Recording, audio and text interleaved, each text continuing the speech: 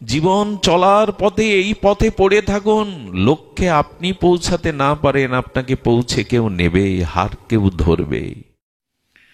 আদৌ শ্রদ্ধা তত সাধুসঙ্গ অথ ভজন ক্রিয়া, অনর্থ তত অনর্থ নিবৃত্তি শাশ্বত নিষ্ঠার উষিস্তত, অথ আসক্তিস্তত ভাবস্ত প্রেমাভুদশ্চতি, সাধকানাং ময়ং প্রেম্ন প্রাদুর্ভাবে ভবেত ক্রম। সুধীজন, আমাদের প্রয়োজন যে তত্ত্ব, সেই প্রয়োজন হল প্রেম বা ভক্তি। এই পঞ্চম পুরুষার্থ প্রেম মহাধন, এবং প্রয়োজন তত্ত্বে শ্রীমান মহাপ্রভুর শিক্ষায় আমাদের যে লক্ষ্য, সেই লক্ষ্য হল প্রেম। এই জগতে যারা ভোগী, যারা এই জগতের প্রপঞ্চকে ভোগ করে সুখ পেতে চায়, তাদের ধন প্রয়োজন, সম্পদ প্রয়োজন। ধন ব্যতীত, সম্পদ ব্যতীত, ঐশ্বর্য ব্যতীত জাগতিক ভোগ হয় না। ঠিক তদুপরি এই প্রেমরাজ্যে, ভজন রাজ্যে প্রেম সম্পদরূপ পরম ধন না থাকলে রাধা মাধব বা ভজন আনন্দ উপলব্ধি করা যায় না। সামর্থ্য চাই তো। প্রেম ভক্তি হল এই জগতের ঐশ্বর্য, সম্পদ। তো সেই প্রেম ভক্তি আমাদের প্রাপ্ত হতে গেলে কয়েকটি ক্রম, সোপান বা সিঁড়ি আমাদের অতিক্রম করতে হয়। প্রথম সিঁড়িটি হল আদৌ শ্রদ্ধা। দেখুন, শ্রদ্ধা ব্যতীত কোনো কর্মে ভাব, ভক্তি, প্রেম যাই বলি, এটি দুষ্প্রাপ্য হয়ে যাবে, পাওয়া সম্ভব নয়। এজন্য সমস্ত নিখিল শাস্ত্রে প্রগতি বা ভজন পথের প্রতীক্ষে বারবার সতর্ক করা হয়েছে, শ্রদ্ধা চাই। একই সাথে ভগবান শঙ্কর আর একই সাথে জগন্মাতা সতী অগস্ত্য ঋষির আশ্রমে রাম গুণগাথা শ্রবণে গিয়েছিলেন, কিন্তু সতীর শ্রদ্ধা হয়নি। ভগবান শঙ্করের হরিকথাতে নিষ্ঠা, শ্রদ্ধা এসেছিল। এজন্য রামচন্দ্রের লীলা দর্শনে ভগবান শঙ্কর তার প্রভুর চরণে দণ্ডবত করে হরিকথা, ভাগবত কথা শ্রবণের ফলশ্রুতি ভগবানকেই দর্শন পেলেন। কিন্তু সতী সন্দেহ করল, ইনি ভগবান হতে পারেন না, যিনি স্ত্রী হারিয়ে বনে বনে রোদন করেন। কারণ হরিকথাতে শ্রদ্ধা না আসায় সাক্ষাৎ ভগবানের লীলাতেও সংশয় এলো সতীর। আর এই কারণে সতীর দেহ ত্যাগ করতে হলো, ওই দেহে আর ভজন হলো না। আমাদেরও হবে না। যদি সাধু কথাতে, ভগবানের নামরূপ লীলা কথাতে প্রগাঢ় শ্রদ্ধার উদয় না হয়, সতী হলেও হবে না, দেহটাই ছাড়তে হলো। যিনি আদ্যাশক্তি, যিনি ভগবতী, যার জন্ম মৃত্যু জরাব্যাধি নেই, তিনিও এই দেহ পরিত্যাগ করলেন। এই জন্য আদৌ শ্রদ্ধা। শ্রদ্ধার পরে সাধুসঙ্গ, সাধুসঙ্গ থেকে ভজন ক্রিয়া, ভজন ক্রিয়া থেকে অনর্থ নিবৃত্তি, অনর্থ নিবৃত্তি থেকে নিষ্ঠা, নিষ্ঠা থেকে রুচি, রুচি থেকে আসক্তি, আসক্তি থেকে ভাব, ভাব ক্রমোন্নতিতে ভক্তি বা ভক্তির পরিপক্ক অবস্থা প্রেম। এ হলো সিঁড়ি, 9টি। এই সিঁড়িকে অতিক্রম করে প্রেম ভক্তি পাওয়া সম্ভব নয়। আসুন আমরা হরিকথাতে শ্রদ্ধা নিয়ে, শ্রদ্ধাটা কেমন জানেন? শ্রদ্ধাটা কেমন ধ্যান দিন। এক প্রখ্যাত সঙ্গীতজ্ঞ, যিনি ঐশ্বরিক শক্তি সম্পন্ন প্রখ্যাত সঙ্গীতজ্ঞ, তার সঙ্গীত সুধা, তার সঙ্গীত রসালাপ শ্রবণের উৎকণ্ঠায় স্বয়ং রাজা ব্যাকুল। রাজা যখন তাকে নিবেদন করলেন তার সঙ্গীত সুধা তার রাজ্যে তিনি আস্বাদন করতে চান স্বয়ং প্রজাসহ, তিনি একটি সত্য দিয়ে দিলেন। সাধারণ সঙ্গীতজ্ঞ নয়, রাজা হোক বাদশাহ হোক, তিনি সত্য জুড়েছিলেন আমার সঙ্গীত সূচনা পর্বে যদি কেউ সঙ্গীত সুরালাপ আমি মুগ্ধ হয়ে মাথা হেলায়, মাথা দোলায়, সঙ্গে সঙ্গে তার মস্তক ছেদন করতে হবে। এই সত্যে রাজি থাকলে আমি সুরালাপে রাজি আছি। যেহেতু সঙ্গীত শোনার উৎকণ্ঠা রাজার, রাজি হয়ে গেলেন, ঘোষণাও দিলেন। খোলা তলোয়ার নিয়ে রাজার সেনারা পাশে দাঁড়িয়ে কয়েক হাজার লোকের সামনে উনি সেই অপার্থিব সুরমূর্ছনা সুরালাপ শুরু করলেন। কিছুক্ষণ সঙ্গীত সুরালাপ করতে করতে আকাশ বাতাস যখন মোহিত হয়ে গেছে, দুই সমত লোক হাজার হাজার লোকের মধ্যে মাথা হেলাতে শুরু করেছে। সঙ্গীত তাদের ভেতরে প্রবেশ করেছে। আচ্ছা, কাউকে যদি অতিরিক্ত মদিরা পান করানো হয়, মদ, সে টলবে তো? টলবে কি না?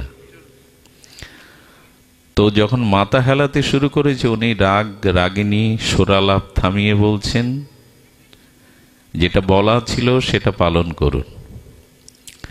ওই হাজার হাজার ব্যক্তির থেকে ওই 200-250 জনকে আলাদা করা হলো। আচ্ছা, ঘোষণাটা কি তারা জানতো না? এদিকে ধ্যান দিন, ঘোষণা তারা জানতো না কি? জানতো। সঙ্গীতজ্ঞ তখন তার সুরালাপ থামিয়ে বলছেন, যারা মৃত্যুকে সামনে দেখেও খোলা তলোয়ার পেয়েও যাদের এই সংকল্প সতর্কতা কাজে দেয়নি, যারা সুরমূর্ছনায় নিজেকে মোহিত করেছেন ভেতরে সুরালাপের দ্বারা, যাদের দেহাবেশ দুলতে শুরু করেছে, এরাই আমার সঙ্গীতের উপযুক্ত শ্রোতা। ওদের মাথা কাটতে হবে না, ওদেরকে রেখে আর সব করকে চলে যেতে বলুন।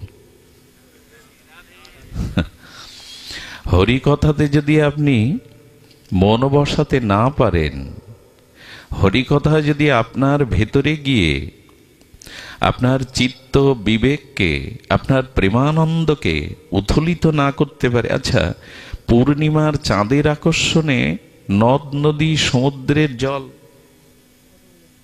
নদ নদী সমুদ্রের জল তরঙ্গায়িত উচ্ছ্বসিত হয় কেন? কই অষ্টমীতে তো হয় না? হয় কি? পূর্ণ পূর্ণিমার চন্দ্রের কিরণে নদ নদী সমুদ্রের জল উচ্ছ্বসিত হয়ে ওঠে, স্ফীতি হয়। ঠিক তেমনি শ্রদ্ধা তাকেই বলে হরিকথা কর্ণ দিয়ে হৃদয়ে প্রবেশ করলে যে দেহকে, সংসারকে, জগৎকে ভুলে যায়।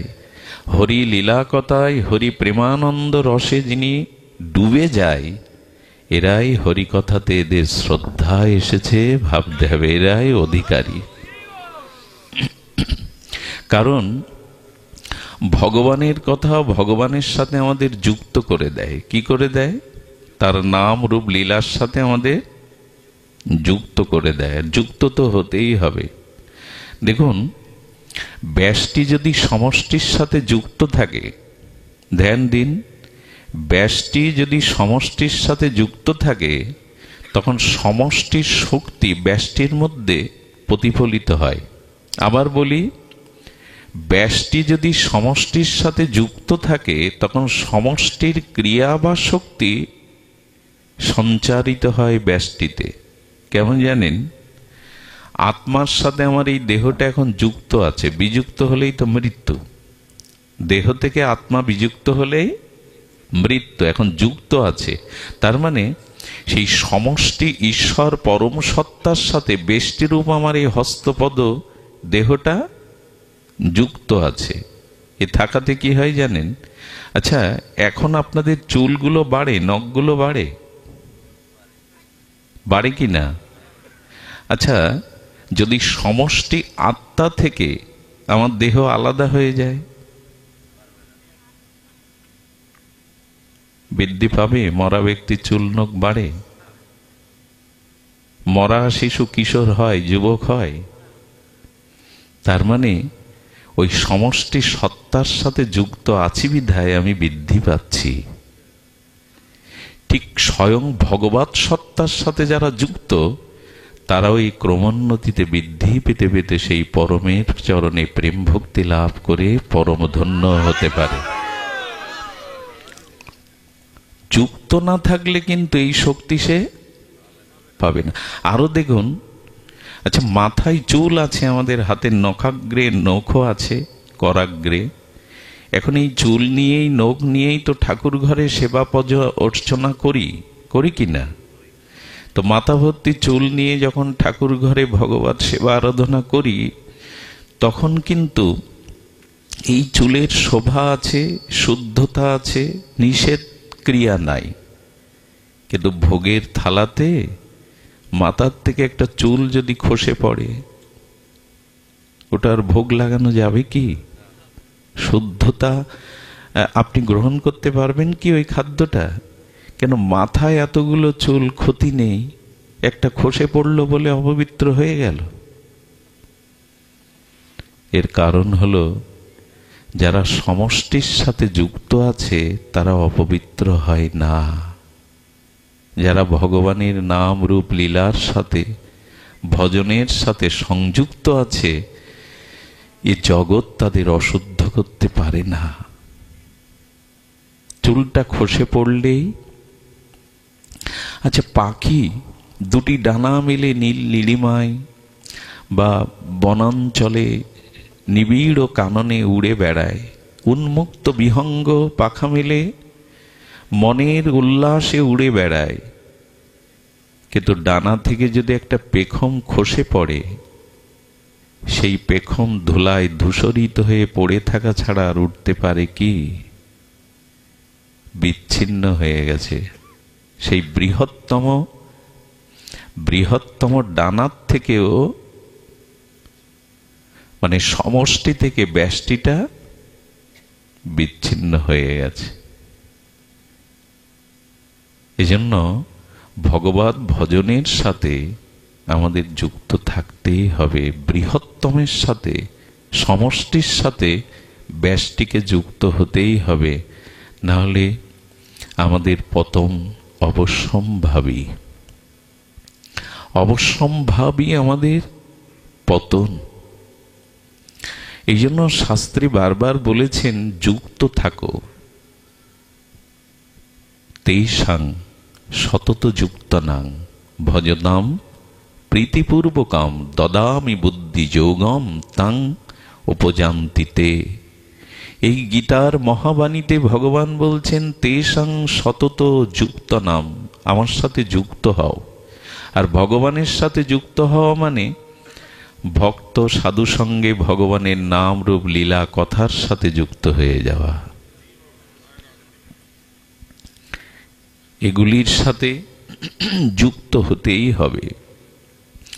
যদি যুক্ত হতে পারি, তবেই জীবনের শাশ্বত কল্যাণ, প্রয়োজন তত্ত্ব প্রেম ভক্তি ক্রমোন্নতিতে পাওয়ার একটা আশা, ভরসা আমাদের আছে। এই জন্য শ্রদ্ধার পরে সাধু সঙ্গ এসেছে। শ্রদ্ধার পরে কি এসেছে? সাধু সঙ্গ। সাধু সঙ্গের মহিমা তো অপার। সাধু সঙ্গের মহিমা বর্ণনাতীত, কে বর্ণনা করতে পারে? তবু সাধু সঙ্গের একটি মহামহিমা শোনাই, আপনাদের রুচিকর হবে। দুপা এগিয়ে যাওয়ার নিশ্চিত প্রেরণা পাবেন যদি খুব ধ্যান দিয়ে শোনেন। কথাগুলি আপনার হৃদয়ে যেন প্রবেশ করে। শুনুন, এক ব্রাহ্মণ, তিনি সুব্রাহ্মণ। পুরাকালের দিনে ব্রাহ্মণরা তাদের ব্রাহ্মণত্ব ধর্ম, তাদের নববিধ ক্রিয়া, যজন যাজন, অধ্যয়ন অধ্যাপনা, দান দক্ষিণা, এর উপরেই জীবিকা নির্বাহ করতেন। যজমান অতি অল্প, আয়ের পদ রুদ্ধ, দুটো বয়স্তা মেয়ে বিবাহযোগ্যা, কন্যাদায়গ্রস্ত এই ব্রাহ্মণ পিতা বড় হতাশাগ্রস্ত, চাইতে তো পারেন না। মেয়ের বিবাহের জন্য চিন্তিত এই পিতা অন্যের সংস্থান করতেও ব্যর্থ। কখনো কখনো উপবাস, একদিন দুই দিন। নিজের হতাশা আর নিজের ব্যর্থতার দায় নিজে নিয়ে মানসিক চিন্তায় তিনি ধীরে ধীরে ক্ষয় হতে থাকলেন। আত্মহত্যার চিন্তা নিলেন। পিতা যদি কন্যাকে পাত্রদান না করার সামর্থ্য না রাখে, সন্তানের মুখে যদি দুবেলা দুমুঠি অন্ন দেওয়ার তার সক্ষমতা না থাকে, মানসিক বিকারগ্রস্ত ব্রাহ্মণ সিদ্ধান্ত নিলেন আত্মহননের। কিন্তু ব্রাহ্মণ তো পূর্বের কিছু সুকৃতি আছে, তো ভাবলেন এ জীবনে তো কারো কাজে এলাম না, না স্ত্রীর, না সংসারের, না কন্যাদেরও। তো আমি যাবার আগে অন্তত কারো কাজে আসি, আমার মৃত্যুটা যাতে অন্যের কাজে আসে, সৎচিন্তা পরায়ণ তো। উনি সিদ্ধান্ত নিলেন জঙ্গলে হিংস্র বাঘের সামনে পড়ব, অন্তত বাঘ আমার এই দেহটা পেয়ে তার ক্ষুধা নিবৃত্তি করতে পারবে, এইটুকু তো কাজে আসতে পারবো।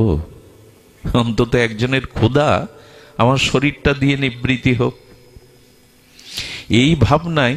আচ্ছা, নিজে যিনি মৃত্যুকে আলিঙ্গন করবার জন্য আর একজনের উদরের ক্ষুধা নিবৃত্তি হবে এই দেহটাকে দিয়ে, এই ভেবে উদাস মনে ভয়হীন ডরহীন জঙ্গলে চলেছে। ভয় থাকবে কি? মৃত্যুকে তো সে বরণই করছে। ব্যাঘ্র মনে করেছে সৌভাগ্য আজ আমার। আরে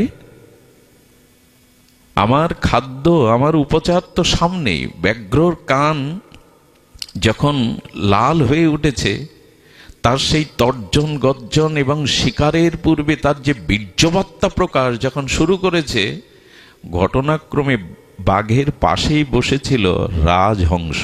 কি বসেছিল? রাজহংস। রাজহংস বলছেন, পরাক্রমশালী হে বনরাজ, আপনি একবার লক্ষ্য করেছেন আপনি যাকে শিকার করতে উদ্যত হয়েছেন বীর্য বিক্রমে, ওই মানুষটার কিন্তু ভয় নাই। কারণ আপনাকে স্বীকার করতে হবে না, উনি আপনার কাছে নিজেকে সমর্পণ করবার জন্য প্রস্তুতি নিয়ে প্রস্তুতি নিয়ে এসেছেন। উনি প্রস্তুতি নিয়ে এসেছেন, ওনাকে স্বীকার করা লাগবে না। বলে কোনো মানুষ কি বাঘের মুখে এভাবে নিজেকে সমর্পণ করতে আসে? বলল ব্যর্থ, ও ব্যর্থ। ওর জীবনটাকে উৎসর্গ করবে বলে, আত্মসমর্পণ করবে বলে আপনার কাছে এসেছে। মেয়ের বিবাহ দিতে পারছে না, এই জন্য আপনার কাজে আসবে, আপনার উদারের ক্ষুধা মিটাতে পারবে এই ভরসায়। ওই দেখুন, ওর ভয় ডর নেই, ও সমর্পণ করতে এসছে। আচ্ছা, বাঘেরও তো মন আছে, আছে না? নাহলে বাচ্চাগুলি, বাঘিনী বাচ্চাগুলিকে দুধ খাওয়ায় কেন? স্নেহ মমতা দিয়ে গা চাটাচাটি করে। ওদেরও তো মন আছে। বললেন একটা মানুষ ব্যর্থতার দায় নিয়ে আমার খাদ্য হবে বলে বিনা মৃত্যু ভয়ে চলে আসছে, খুব অভাব ওর। বলে হ্যাঁ। তো সমর্পণ যখন করেছে, বাঘ তার গুহার মধ্যে থেকে একটা হীরার থলে এসে চেলে দিয়েছে মুখে করে, যা নিয়ে যা। কিছুদিন আগে এক রাজাকে শিকার করেছিলেন, তাকে শিকার করে তার কাছে এই হীরের থলেটা পেয়েছিলেন, যা থলেটা নিয়ে আশীর্বাদ মনে করে ফিরে এসে মেয়ের বিবাহ দিল। কিছুকাল সেই অর্থে স্বাচ্ছন্দ্যে চলল। কিন্তু একটা কথা বলি, অলট যারা না, এদের ইহকালে পরকালে কোনো মঙ্গল হওয়া সম্ভব। যদি মনে করেন কঠিন একটা শৈত্যপ্রবাহ চলছে, আজ আর পাঠে যাব না, আজ আর কর্মে যাব না, এই বসে খাওয়া অলস মানুষরা জগতের বোঝা, নিজেই নিজের বোঝা। কৃপণ বা অলস ব্যক্তি জগতে কোনো হিতকার কর্মে জয়ী হতে পারে না। এই জন্য এই অলস ব্রাহ্মণ খেতে খেতে সব শেষ করে ফেলেছে। গিন্নি বলল, কিছুই তো আর নাই, বললো আমার এক যজমান আছে, ওই রাজহংস, ওই তো বুদ্ধি দিয়ে আমাকে পাইয়ে দিল, মৃত্যুর বদলে আশীর্বাদের জীবন দিল। আমার যজমান আছে, ও তো আমার যজমান, ওর কাছে আবার গেলে কোনো উপায় পাবো। হ্যাঁ, আজ আবার চলে এসছে, আগের সেই ভয় ডর নাই, কারণ বাঘ তো আমাকে চিনেছে, করুণা করেছে, আর আমার যজমান আছে। কিন্তু আজ কি এসে দেখলো জানেন? আজ বাঘ দূর থেকে মনে করেছে নিশ্চয় আবার তার অভাব, আবার সে কোনো উপায় খুঁজতে আমার কাছে শরণাপন্ন হচ্ছে। সে শান্ত ছিল, কিন্তু সেদিন যজমান রূপী রাজহংস ছিল না, ওখানে ছিল বক। একই রকম দেখতে তো। বক তখন বলছেন, পশুরাজ, কোথায় আপনার পরাক্রম? আরে কোথায় আপনার বীর্যবত্তা? একটা মানুষ আপনার কাছে আসছে, আপনি শিকারের জন্য প্রস্তুত নন, আপনার পরাক্রম কি চলে গেল? বীর্যবত্তা চলে গেল? আরে জগতের মানুষ আপনাকে ধিক্কার দেবে। একজন মানুষকে পেয়ে আপনার ভিতরে পরাক্রম জেগে উঠছে না। আরে ধিক আপনাকে, ধিক, মাথাটা বিগড়ে দিল। আরে ও অলস, ও বারবার সুযোগ নিতে আসছে, আপনি আপনার পরাক্রমের পরিচয় দিন। যেই বলেছে সঙ্গে সঙ্গে তাকে আক্রমণ করে খেয়ে শেষ করলো। কি বুঝলাম? বুঝবার খুব মার্মিক একটা কথা লুকিয়ে আছে এর মধ্যে। আপনার আমার এই হতাশাগ্রস্ত, এই দুঃখ জরাময়, সংকটময়, পাপময়, অপরাধময় জীবনে চলার পথে যদি রাজহংসরূপ সাধু পান, তাহলে বাঘের বিবেকও পরিবর্তন হওয়া সম্ভব। আপনি বেঁচে যাবেন, কিন্তু অসৎসঙ্গরূপ বক যদি আপনার জীবনে এসে পড়ে, তখন আপনার জীবন সেই একই বাঘ, একই ব্যক্তি, দুই পরিণতির কারণ হলো সঙ্গ। আপনার জীবনে যদি সাধু বা সৎ পাশে থাকে না, যে কোনো অবস্থার মধ্যে আপনি জীবন খুঁজে পাবেন, প্রেরণা পাবেন। ভগবানের স্নিগ্ধ করুণা আশিস এই সাধু সঙ্গে আপনি পাবেন। পাপময় স্খলিতময় জীবনেও নব অনুরাগ আসবে, উষার আলো জাগবে। নিখিল শাস্ত্র এই জন্য সাধু সঙ্গের মহামহিমা কীর্তন করেছেন। আর জীবনে অসৎসঙ্গরূপী যদি বক থাকে, তাহলে নিশ্চিত আপনার পতন, স্খলন অবধারিত। এই জন্য আমাদের জীবনে রাজহংসরূপ পরমহংস কোন সাধু থাকুক, পথহারা হবেন না, শেষ হয়ে যাবেন না, এইটুকু নিশ্চিত বলতে পারি। দেখুন, একবার রামচন্দ্রের দর্শনের জন্য রামচন্দ্রের দর্শনের জন্য হনুমান বানররা যাচ্ছে। সর্বশ্রেষ্ঠ যে রাম ভক্ত হনুমান সবার পিছনে। হনুমানের সাধু সঙ্গের প্রীতি দেখুন, কি সাংকেতিক শিক্ষা দেখুন। হনুমান, সাধারণ বানররা আগে চলছে, তুমি তাদের পেছনে। বললেন, এখন আমি ওদের সাধারণ বানর মনে করছি না, যারা প্রভুর চরণ দর্শনের জন্য এগিয়ে যায় তাদের আমি সাধু মনে করি। তুমি পিছনে কেন? বলে, যারা ভগবত চরণের দর্শনায় লালসায় এগিয়ে যায়, তাদের পেছনে থাকলে তাদের কৃপায় আমিও তার চরণ পাবো, এই জন্য আমি পিছনে চলেছি, এই জন্য আমি পিছনে চলেছি। আহা, এই জগৎ সংসারে জন্ম মৃত্যু ভ্রমণ করতে করতে সেই জন্ম মৃত্যু বা এই সংসারের ক্ষয় তখনই হবে যখন সংসার ভ্রমিতে কোনো শুদ্ধ ভক্তের সঙ্গ পাবেন, ভক্তের পিছনে চলবেন। হনুমানজি দেখাচ্ছেন। হনুমান বললেন, আচ্ছা আপনি তো পেয়ে গেছেন প্রভুর চরণ, তাহলে আবার পেছনে কেন? বললেন, পেছনে থাকার আর একটা কারণ, কেউ প্রভুর পথে যেতে যেতে যদি পিছিয়ে পড়ে, প্রভুর কাছে যদি যাওয়ার আগ্রহ হারিয়ে ফেলে, শ্রদ্ধা হারিয়ে ফেলে, আমি পিছনে আছি কেন জানো? তাদের পিছনে পতন হতে দেব না, আমি তাদের আবার নিয়ে যাব, প্রেরণা দিয়ে প্রভুর চরণে পৌঁছে দেব। আপনি যদি মাঝে মাঝে ভক্তি হারিয়েও ফেলেন, ভজন শিথিলতাও আসে, পেছনে যদি সাধু থাকে সে আপনাকে পেছাতে দেবে না, সে আপনাকে যথাযথ রূপে। দেখুন, সুগ্রীব স্ত্রী হারা, রাজ্য হারা, ভয়ে ভীত, ঋষিমুখ পর্বতে বালির ভয়ে লুকিয়ে আছে।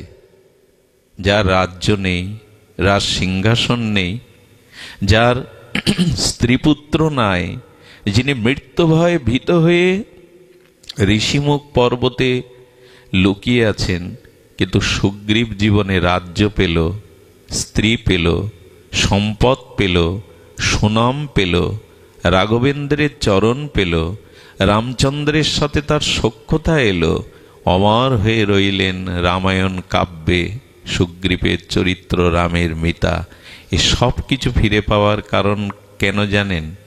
আর যার সব ছিল, রাবণকে বধ করার মতো পরাক্রম ছিল বালির, এবং যার রাজ্য ছিল, স্ত্রী ছিল, পুত্র ছিল, তার পরাজয় হয়ে সব হারালো। আর সব হারানো সুগ্রীব সব পেল। কারণ এগুলো জীবন দিয়ে দেখুন, ওই শুধু ওইখানেই যে লীলাগুলি আছেন, এগুলো আমাদের জীবন দর্শন।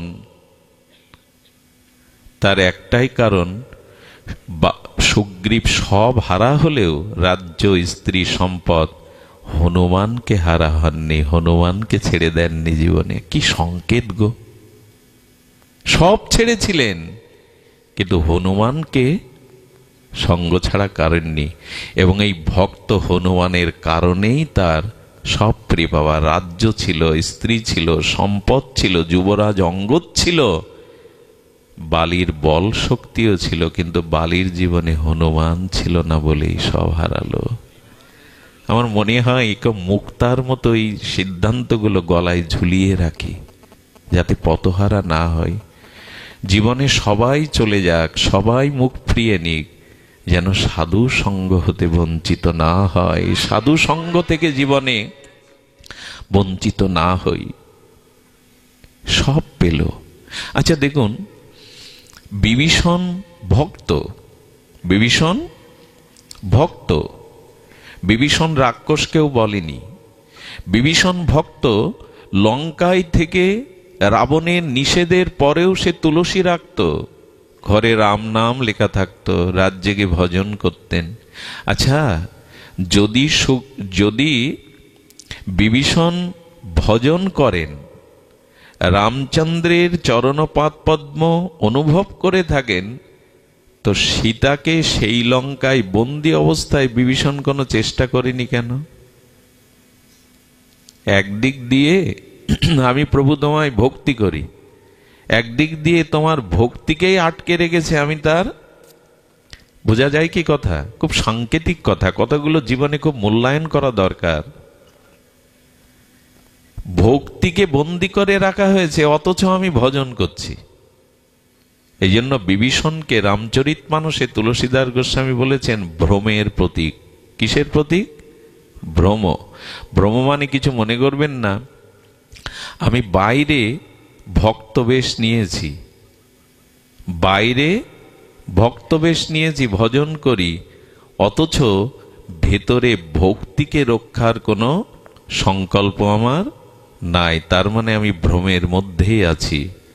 ভেতরে ভক্তি রক্ষার চেষ্টা নেই, অথচ বাইরে আমি ভক্ত। এরা ভ্রমের মধ্যে আছে। এত যদি তোমার ভক্তি, কেন লঙ্কা ছাড়ছ না? কেন লঙ্কা ছাড়ছ না? সীতা উদ্ধারের কি চেষ্টা করেছো তুমি? কখন ছাড়লো জানেন? হনুমানের কৃপা যাবে হলো। হনুমান ব্রাহ্মণ বেশে সুগ্রীবকে রাম কথা শুনিয়েছিলেন, আর এর পরপরই বিভীষণের ভাগ্যে রাবণের লাথি জুটল। আমিও বলি, আমরা ভজন পথে এসেছি, সাধন পথে এসেছি, কিন্তু আমাদের ভ্রমদূর। লঙ্কা আমরা ছাড়তে, ভোগের জায়গা আমরা ছাড়তে পারছি না। কবে পারবো জানেন? যিনি হনুমান মহারাজের মতো কোনো শুদ্ধ ভক্তের মুখে হরিকথা শোনার ভাগ্য পাব, তখনই সংসার ক্ষয় হবে। ক্ষয় হবে এই জন্য মায়ার লাথি তখন আমাকে ব্যথা দেবে। আর কতকার মায়ার লাথি খাবো? খাচ্ছি তো।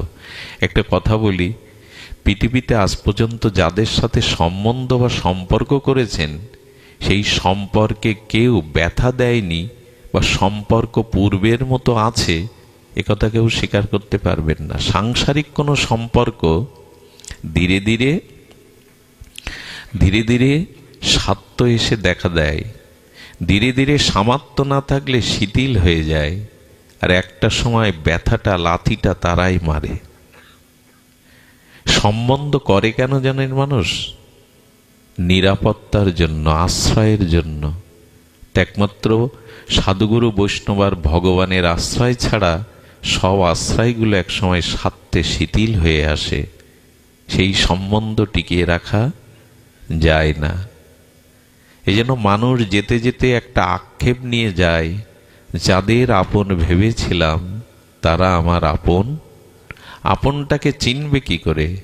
আপন চিনতে গেলে তো মহতের কৃপা দরকার। মহতের করুণা ছাড়া ভগবানের উপলব্ধি হয় না। এই জন্য বিভীষণ রাবণের পদাঘাতে সেই রাত্রেই লঙ্কা ত্যাগ করলেন। আমার মনে হয় মাঝে মাঝে মায়ার লাথি খাওয়া, কলঙ্ক, অপমান, কষ্ট পাওয়া, যাদের সাথে সম্বন্ধে আটকে আছি, যার সাথে নিত্য শাশ্বত সম্বন্ধ, তার কাছে না গিয়ে যাদের কাছে পড়ে আছি, সেই সম্বন্ধের মাঝে মাঝে একটু কষ্ট, দুঃখ, যন্ত্রণা পাওয়া ভালো।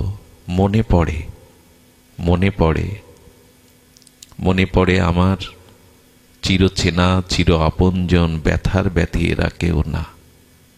এই জন্য বিভীষণ ত্যাগ করেছিলেন।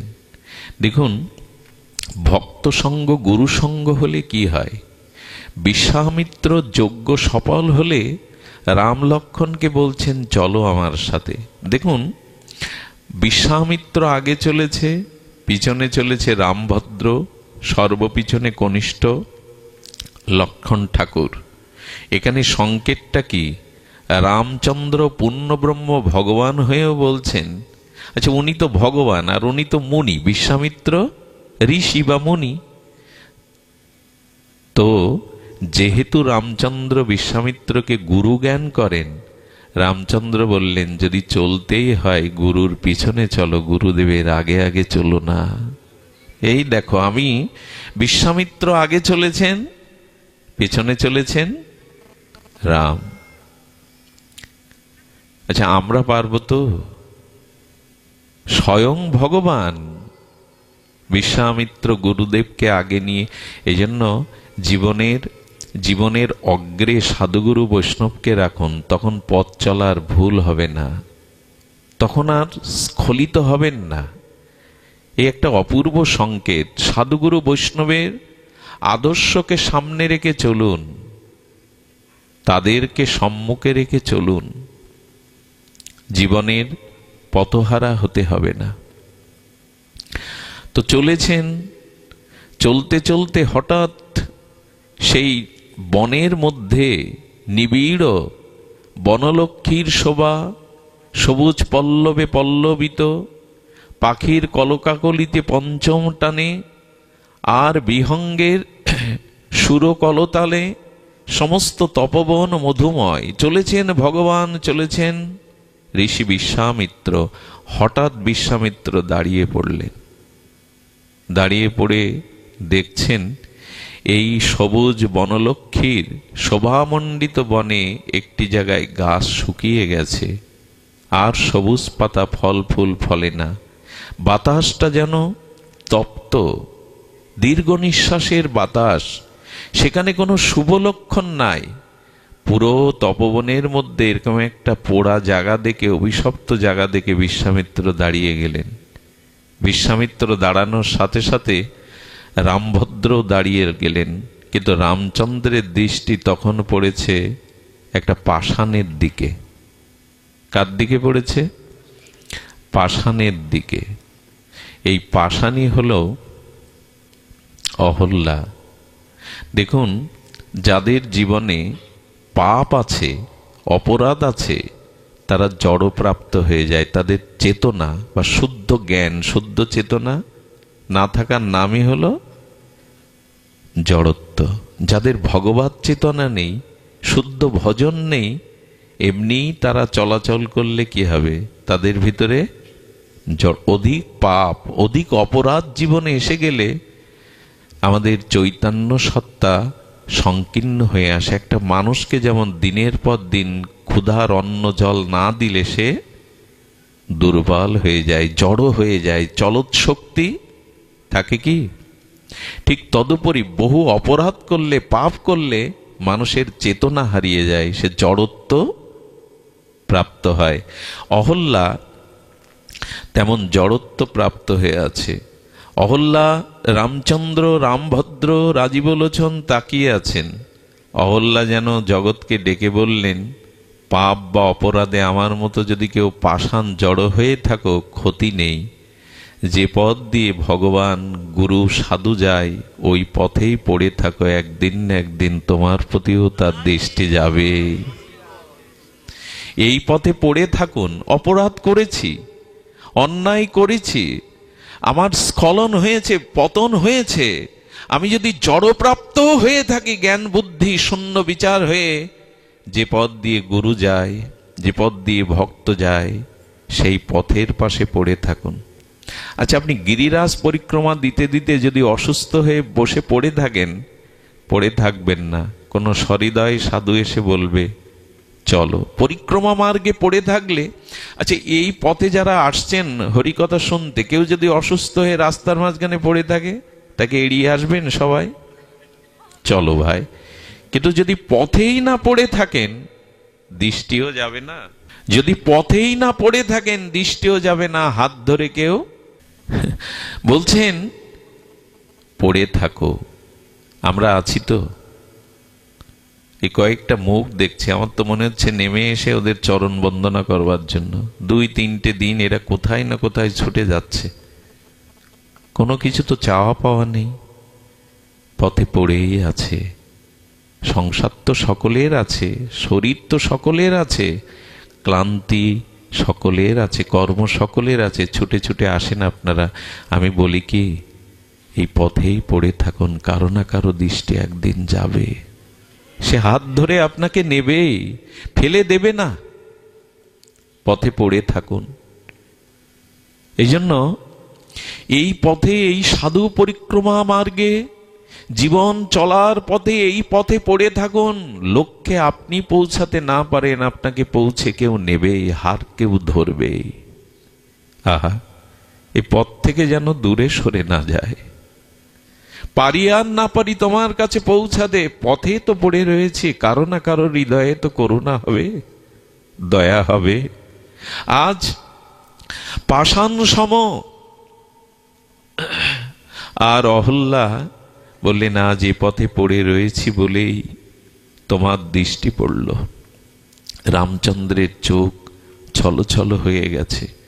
দেখুন, ভগবান এই সংসারে কাউকে পতন হতে দেখতে, আপনি চান আপনার সন্তান পতন হোক, কষ্ট পাক?